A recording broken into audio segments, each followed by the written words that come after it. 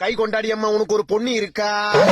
பர்ற வாயு, பண்ணு மூக்கு, ஆந்த கண்ணு, சந்து பல்லு, குண்டா நிறைய சோத்தா போட்டா துணு கிடப்பா.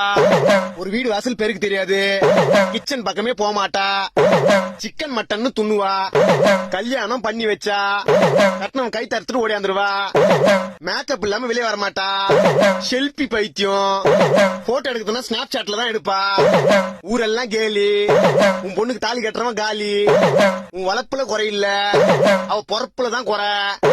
சொல்லுமா தாயி, உண்மையா பொய்யா? உண்மைனா உண்மை, போயின்னா போய். உண்மைதான் சாமி. இந்த டைம்ல உன் பொண்ணுக்கு கல்யாணம் பண்ணி வைக்காதம்மா, கட்டுறவன் உயிருக்கே ஆபத்து. கல்யாணம் ஆகி 5வது நாள் ஆத்துக்கார மண்டியை உடைச்சிட்டு 6வது நாள் அம்மா வீட்டுக்கு ஓடியாந்துருவான். என்ன சாமி சொல்றீங்க? இதுக்கு என்ன பரிகாரம்? நக்கன குஞ்சு அந்த மூத்திரத்தை எடு சாமி. அந்த தீர்த்தத்தை எடு. இந்தாங்க சாமி.